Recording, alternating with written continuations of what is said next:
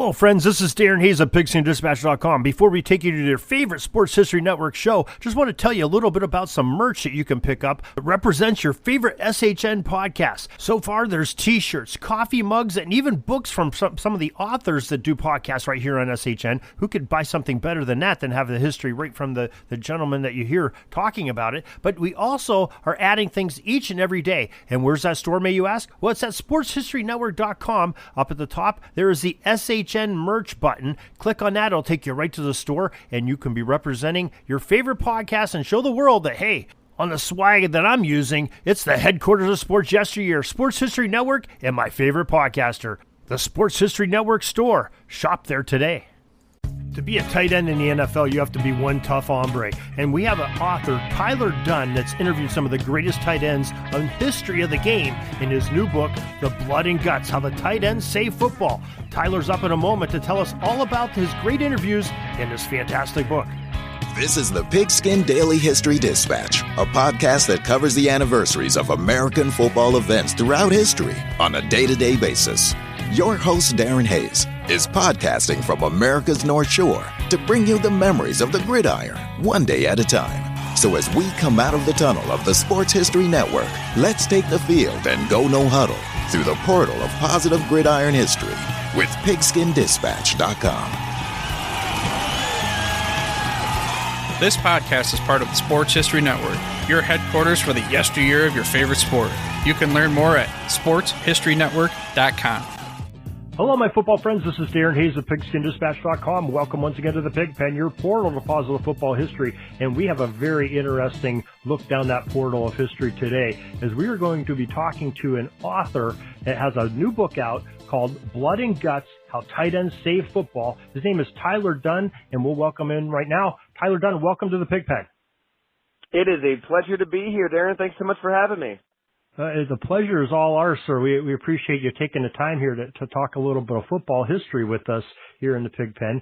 And your book is extremely fascinating. We're going to get into more detail on that in a second. But first, if we could share with the listeners a little bit about you. What started your football fandom to get you to the point of writing a book on tight ends? Yeah. I grew up in Western New York, so from about an hour south of Buffalo. Played football my entire life. I guess that's part of it, right? Went to Ellicottville, small school. We actually had our sectional championship right where the Bills play, Ralph Wilson Stadium. So that was a ton of fun. Nice. But then you got to move on from playing eventually, and went the journalism route. Syracuse University, loved it. Just an unreal experience working at that student newspaper, covering big time D1 sports, and then covered the Green Bay Packers, Milwaukee Journal-Sentinel for it was like 4.5 years. Just talk about a crash course on how to cover pro football. Bob McGinn, Tom Silverstein, Lori Nickel. Just an unbelievable experience, and definitely helped me in the long haul to get to this point. And Buffalo Bills covered that squad, Rex Ryan's first year at the Buffalo News, and then Bleacher Report reached out.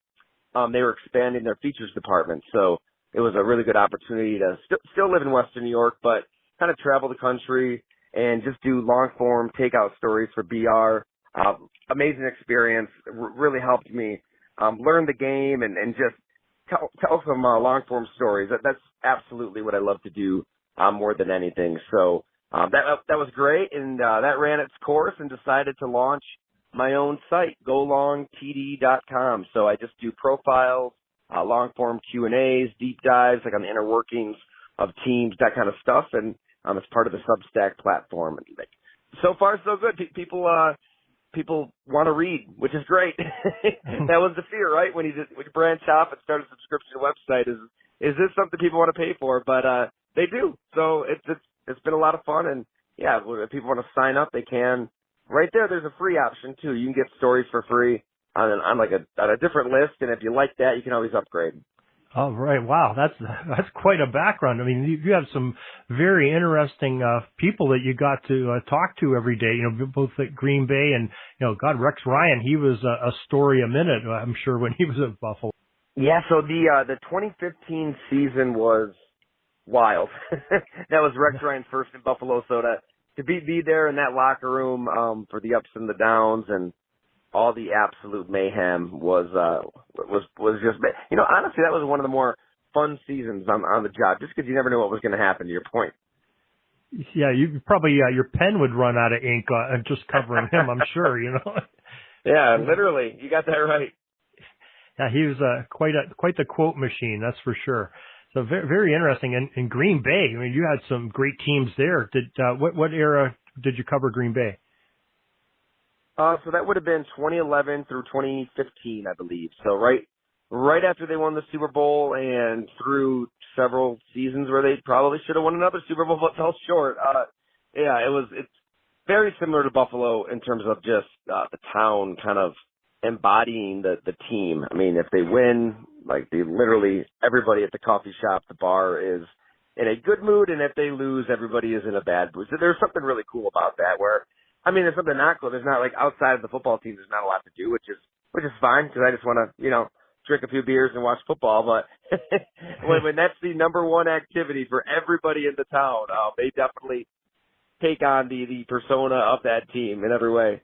I'll bet. Now, I guess, that brings you right into your football book here on tight ends and blood and guts. How did you come up with the premise of covering the tight end? Because that's probably a position that, other than, offensive line, that sort of doesn't get the love that they probably should, because these guys are doing some pretty awesome stuff. No doubt. I mean, they have to do it all, right? It's a little bit of everything.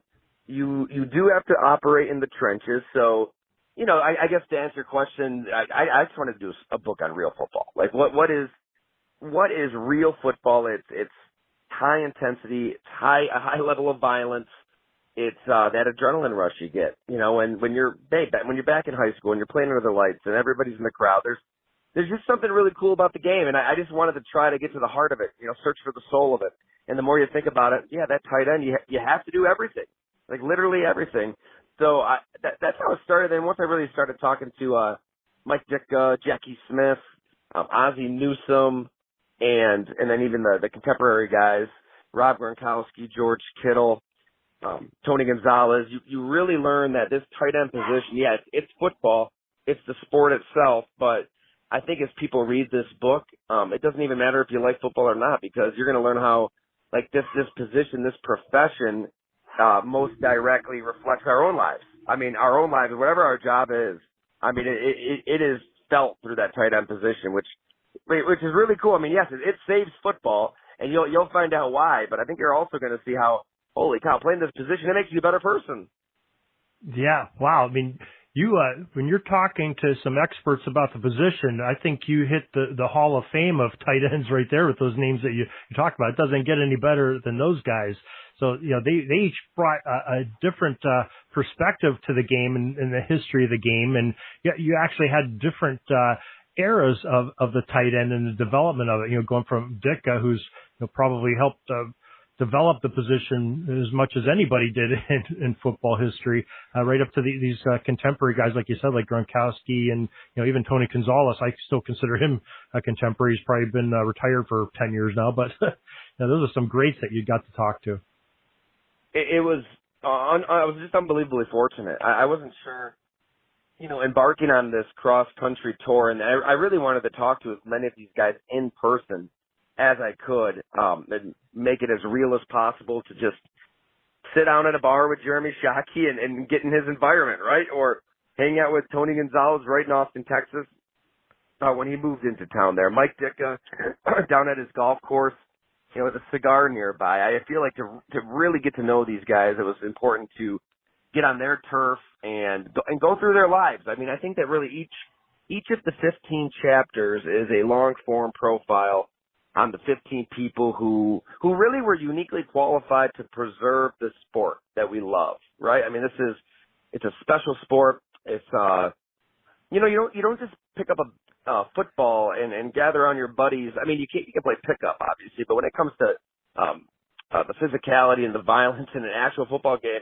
it's harder to get a group of friends together, put on the pads, put on a helmet, and have a full-fledged game. I mean, there's an attrition in football that other sports just doesn't have, and I get it. You got to watch the violence, and they are trying to make it safer, but it's not safe, and I think that's okay. That inherent risk that the sport has, honestly, it's kind of what makes it different. And kind of going on a soapbox here, but it does kind of bother me when the league almost pretends to be something it's not. And do you want guys getting maimed in the defensive secondary? No. But do you want Chris Jones to tackle, a quarterback, Tom Brady, and it literally just fall on top of him and get a flag? That's ridiculous. So I think that preservation of what the sport is, what makes it great, is unbelievably important. And these are the 15 dudes that are those modern day gladiators who I think era to era, decade to decade, year to year, have made sure that, hey, things are going to be changing all over the place, quarterback play and what you can do at strong safety, which isn't even really a position anymore. But that tight end, you can still hit, and guess what? You're going to be very, very visible, because when it's 3rd and 8 and everything's on the line, that quarterback's going to be looking for you, Dallas Clark, in the playoffs, or you, Tony Gonzalez in Atlanta, or you, Rob Gronkowski, winning Super Bowl. I think that's what differentiates it from the lineman, too. If you have a good game as a lineman, nobody's talking about you for 3 hours. Right. Yeah. You're preaching to the choir here on some of this, what's going on with the quarterback, especially this year. They've talked about that in decades past of, putting skirts on them. I think might be really amplified, and it's a bad situation, like with what happened with Tua down in Miami. That's a horrible situation, but that's more of a policy that needs to be changed more than what needs to be changed play on the field. I think that the guys are cognizant of there's a brotherhood in football, as you well know, and they want to protect each other, but they also want to do their jobs, and they're there to make a living, and them hitting people very hard and taking them to the ground, that's how they make their money. So you got to respect what the defenders are doing. That's for sure. Oh, perfectly put. I just couldn't agree more. To tell you that.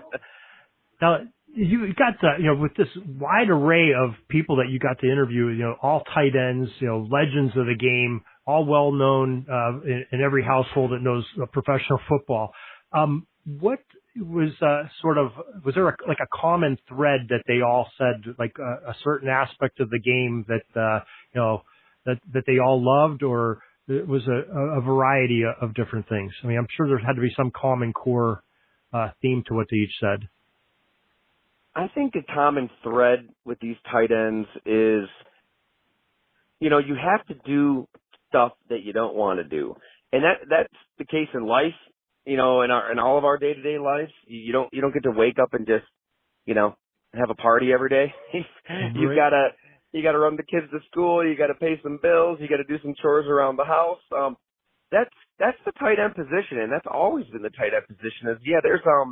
There's some glitz to it. There's touchdowns, and if you're a good looking dude like Tony Gonzalez, your life's gonna be pretty sweet. Maybe you will be a little bit of a celebrity, but even Tony Gonzalez says that's why tight end is different from the other positions. It forces you to do the stuff you don't want to do. Like, you still have to go over to that 9-on-7 inside run drill at training camp and bash people in. You're not with the wide receivers and the cornerbacks running one-on-ones and working on your routes. Like, there's an element of physicality here that's inherent to being a real tight end. Now, if you're a receiver, if you're a receiving tight end, maybe you're doing less of that. But if you're still a tight end, that's still going to be an element to your game that you're going to need at some point or another. And I think that's kind of why the tight end position almost chooses you. Like, you don't necessarily choose the position. Like, you have a certain set of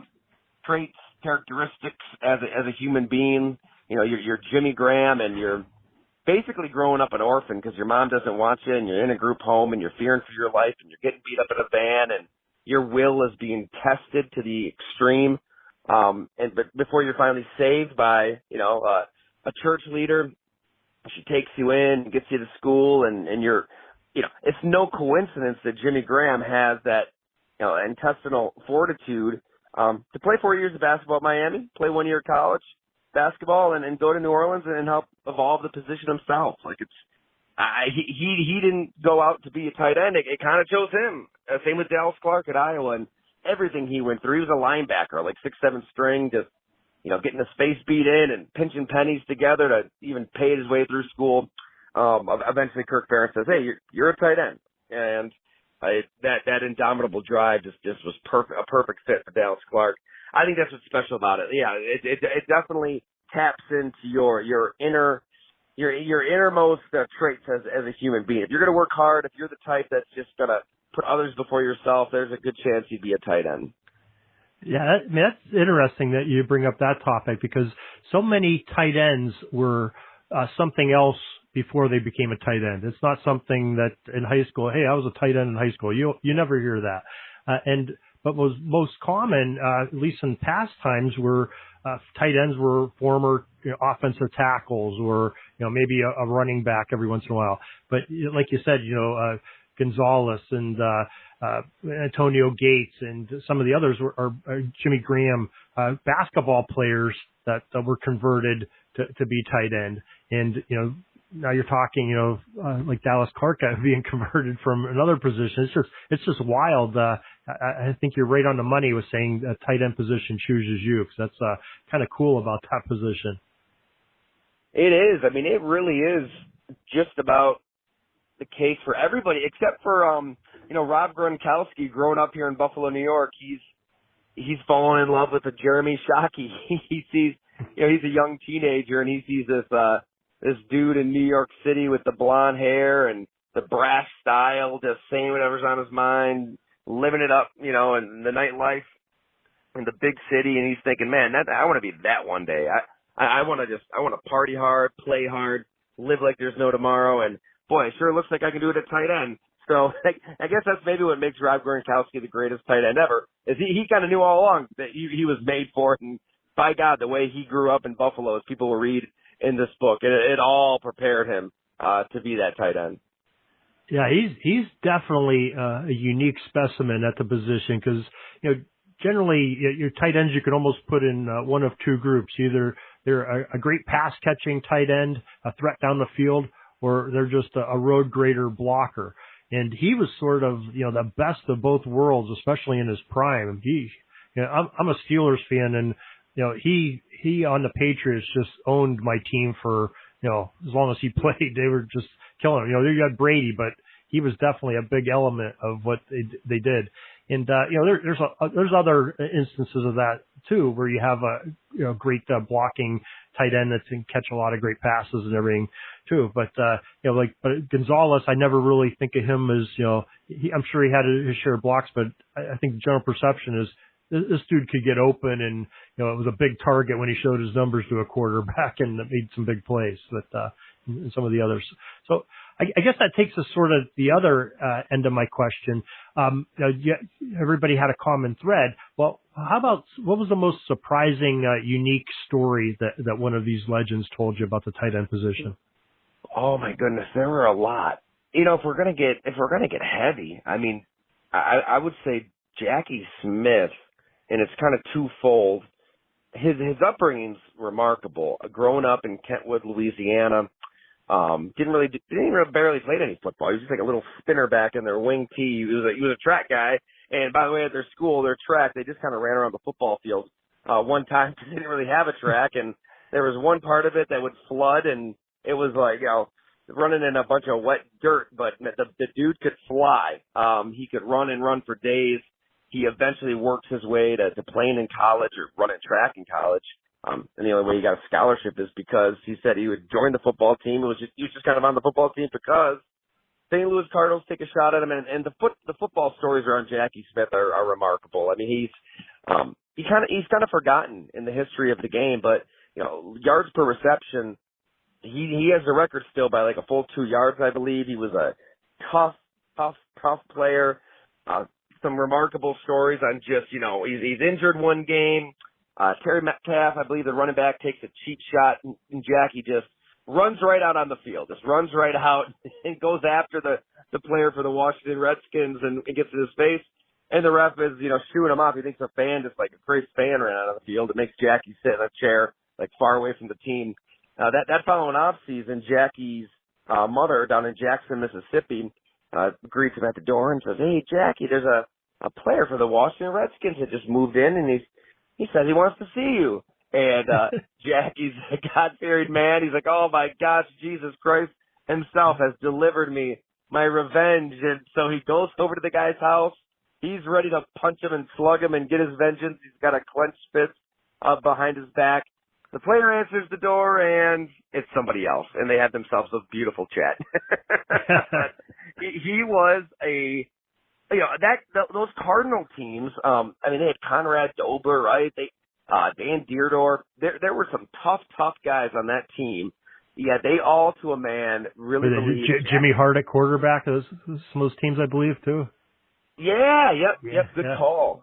Yep, and God, the name escapes me. They had somebody that competed like on the World's Strongest Man, too. I mean, you're talking about gnarly, mean, nasty human beings, but Jackie Smith, they told me, he was the bad dude of them all. Like, he was the man in charge. You feared him. He had a toughness to him. And it was great to just tell his story because, sadly, you hear that name and you think of 5.5 seconds in the Super Bowl, where that drop that he had in the end zone in 1979, there was so much more that went into it. It wasn't like he just dropped this easy pass. The play call, where they called it, Roger Staubach's throw. There were a lot of moving parts, let alone the fact that it was in the third quarter. They got a field goal that drive, and I think Randy White fumbled a kickoff return, and Staubach threw a bad pick that led to a touchdown. Many other factors were why the Dallas Cowboys lost that game, but I think the stories out of that on how he had to deal with this in his post-playing days, that's where it gets heavy because Jackie Smith is sitting down with him. I was like sitting with my grandfather, unbelievably kind human being, great soul, and you can just feel his pain and how that moment affected him and more so affected the relationships that he had with so many of his loved ones. It took a while. He was pretty honest. It took until about a couple of years ago for him to really look in the mirror, face that man in the mirror and say, hey, let's quit letting this bother you. Like, really cherish these relationships. And I think that's a huge element to the tight end position, too. So many of these guys kind of had that man in the mirror moment and better themselves as human beings. Yeah, I'm glad you mentioned Jackie and his previous history because, like you say, he sort of gets a bad rap for that Super Bowl thing. But I have a theory a little bit on that. First of all, he came from the Cardinals, which way back then, the Cardinals and the Cowboys were in the same division. Sounds kind of foreign to us now, but I can remember those days. I'm a little older. But so he really, by Cowboys fans, a very passionate fan base now and then. They probably had a little bit dislike from way back when because he hurt them so much, when he played against the Cowboys twice a year. And then, him doing that, and they needed a scapegoat, playing the Steelers that year. And I think he just he was the donkey they were going to pin the tail on, and poor guy got a bad rap. But like you say, there was a lot of football left after that and a lot of plays that were left on the field that could have changed the outcome of that game. So a great player, though, and I'm glad that you bring him up and talk about his being such a great player instead of being a scapegoat of a Super Bowl loss. Thank you. Yeah, you're right. There was, I think, other factors kind of were at play too, like Vern Lundquist's call, like bless his heart. Like people who remember watching that game can remember the imagery, right? Of even like Roger Staubach, Tom Landry, just the despondent looks on their faces. It was just heavy, and right in the moment, it was just played up to the extreme where, oh my God, so much other stuff happened. And I think of everybody listening out there, if you were judged by something that happened in your life that was such a fleeting moment in time, I can't imagine. Yeah, it's not like he, it was an easy catch that should have been made. Not saying that, but I believe he's down on his knees. There's a low throw by Staubach and high pressure situation. I mean, what one of us can honestly say that you haven't made a mistake on the job when you're under a little bit of pressure, in a unique circumstance.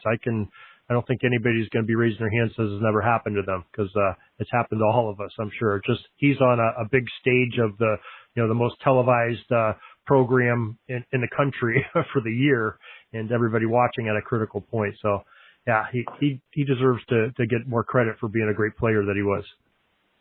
And you know what? Just while we're on him, that play, Jackie broke it all down. And granted, we didn't just open up our conversation with that play. We were gently kind of easing into it because I think it still is a sore subject for him, obviously. Some of his closest friends haven't even brought it up. But that play, Roger Staubach, when he threw it, he kind of fluttered it. He floated it. Like normally he'd zip it in there, but Jackie was so wide open, unexpectedly wide open, as like the fourth or fifth option on the play. Like it's not even for him that he thought he wanted to make it easy, where Jackie's running his route fast and like he always would. And that's what kind of made him slip, and then he dropped it. And also was called at like the 10-yard line. Typically when they run that play, which was just put in, I mean, they just put the play in, it was supposed to be a goal line play. So he'd go to the back of the goal line to catch it. And this time it's just different, the dimensions of where they're calling. That's why, like, Tom Landry, one of the best coaches of all time, whose, fingerprints are all over the tight end position too, as people will read. It's crazy that, he called that play where he did. It doesn't make much sense for one of the smartest coaches ever to do that. Yeah, but it worked though. He was open, and they could. That's the thing. Yeah, you're right. An advantage on it. Regardless, he was open. Yeah, you're right. You're right. Interesting.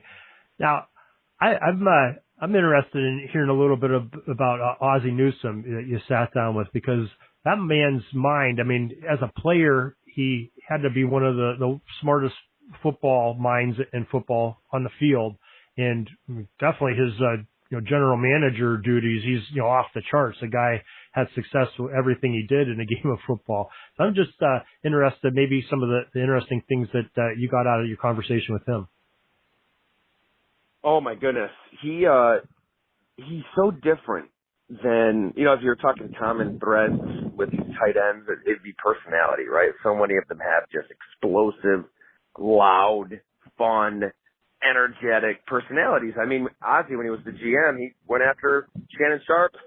Shannon Sharp helped him win a Super Bowl, so he welcomed that person. That wasn't Ozzie. I mean, he is, as Joe DeLamalore says, quiet as a mouse. I mean, he really didn't say much privately.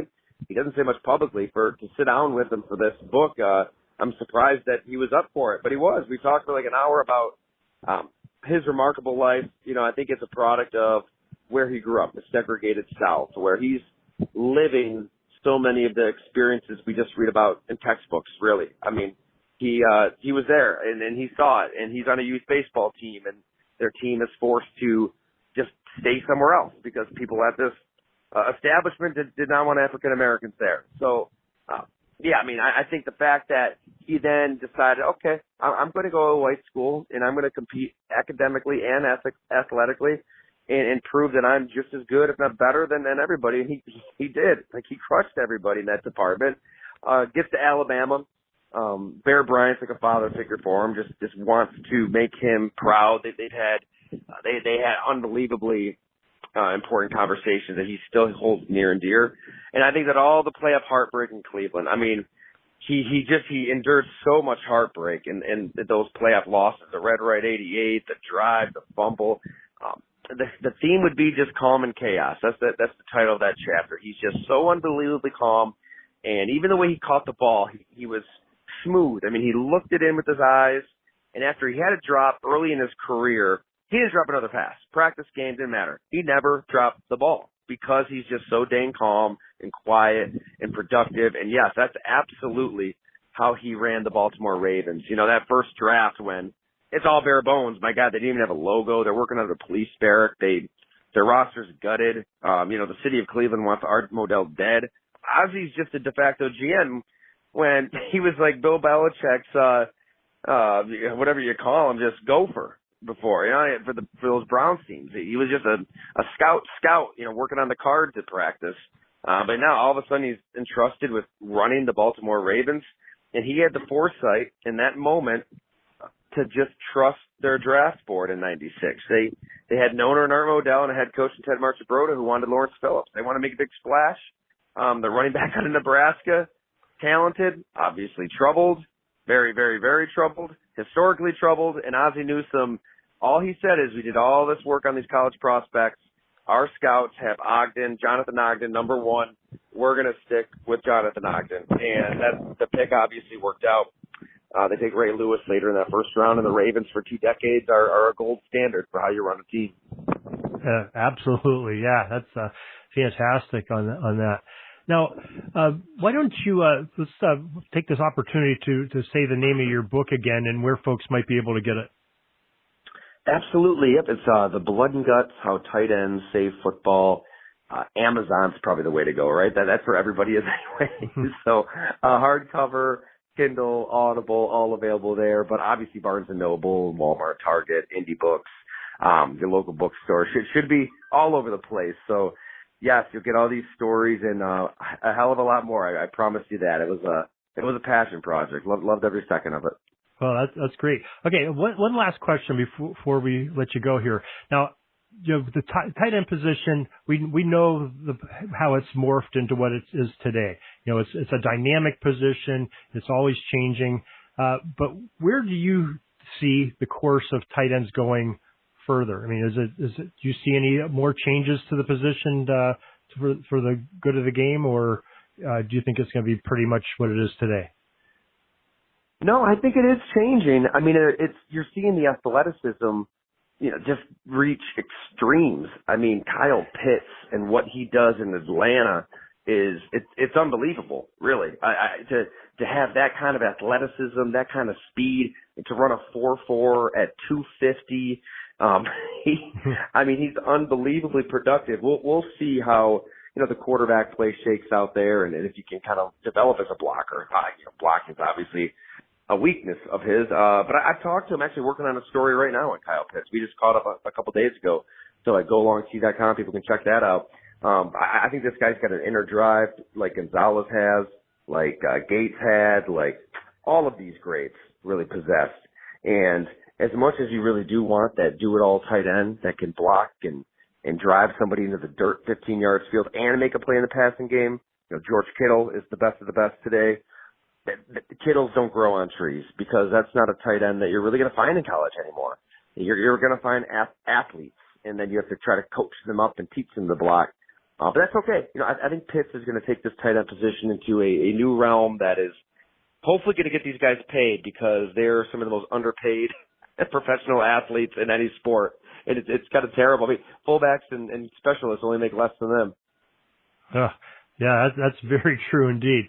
Now, really appreciate you coming on today, talking about the tight end position. I'm glad that you wrote this book and giving them the love that they deserve and telling their story in football history. And Tyler, it's an amazing book, and folks, I highly recommend it. Like you said, Amazon and the Barnes and Nobles of the world, I hear they both sell a few books, so definitely get Tyler's book there. Probably it makes a great Christmas gift. We got that season coming up for the football fan in your life that loves to read about football history, and appreciate that. Tyler, do you want to share any of your social media with folks so they can keep track of you on the website, but social media is always a good thing too for people who only have a couple seconds in their pocket, the phone in their pocket. Yeah. Just at Ty Dunne, so TYDUNNE on Twitter, Instagram, all that good stuff. So yeah, follow along, and we'll be spreading the tight end love and covering pro football best we can and go along. All right, Tyler Dunne, book Blood, Gut, and Guts, How Tight Ends Save Football. We appreciate you coming on here today, sir, and sharing and preserving football history. No, thank you, man. I really enjoyed the conversation. Hope we can do it again. Peeking up at the clock, the time's running down. We're going to go into victory formation, take a knee, and let this baby run out. Thanks for joining us. We'll see you back tomorrow for the next podcast. We invite you to check out our website, PigskinDispatch.com, not only to see the daily football history, but to experience positive football with our many articles on the good people of the game, as well as our own football comic strip, Cleat Marks Comics. PigskinDispatch.com is also on social media outlets, Facebook, Twitter, Instagram, and don't forget the Pigskin Dispatch YouTube channel to get all of your positive football news and history. Special thanks to the talents of Mike and Gene Monroe, as well as Jason Neff for letting us use their music during our podcast. This podcast is part of the Sports History Network, your headquarters for the yesteryear of your favorite sport. You can learn more at sportshistorynetwork.com. Hi, everybody. Dan and Andrew from Hello Old Sports here. We wanted to drop in and let you know about our latest episode. That's right. We interviewed the co-authors of Phyllis George, Shattering the Ceiling, a biography of groundbreaking broadcaster Phyllis George. And her life is really sort of a journey through 20th century America, from Miss America pageants to the Kentucky State House to the groundbreaking NFL Today show on CBS, even the Kentucky Colonels of the old ABA. We got into all sorts of stories about the Celtics under Red Auerbach, about the interview with Roger Staubach, about really all sorts of things, a fight between Brent Musburger and Jimmy the Greek. We really enjoyed talking with Lenny Shulman and Paul Volpone, who teamed up to write this book. The book is on sale right now, wherever books are sold. Within reason. Garage sales, probably not. So go ahead and pick up a copy today. And if you want a chance to win the book, you can go to sportshistorynetwork.com/giveaways and register for a chance to win. Goodbye, old sports.